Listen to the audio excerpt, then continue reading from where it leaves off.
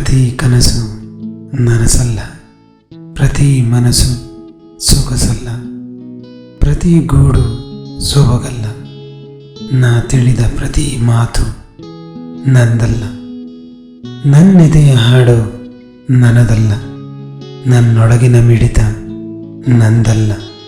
ನಾ ಬರೆಯೋ ಪ್ರತಿ ಕವನದ ಸಾಲು ನನ್ನದಲ್ಲ, ನನ್ನೊಳಗಿನ ಕನಸನ್ನು ತಿಳಿಯಲು ನನ್ನ ಹೃದಯದ ಬಡಿತವೇ ನನ್ನದಲ್ಲ.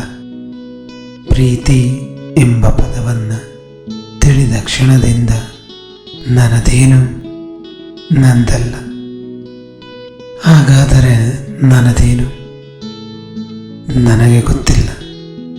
ಎನ್ನೊಳಗೆ ಏನೇ ಆಗಿದ್ದರೂ ನಾ ಉಸಿರಾಡೋ ನನ್ನುಸಿರೆ ನನ್ನದಲ್ಲ.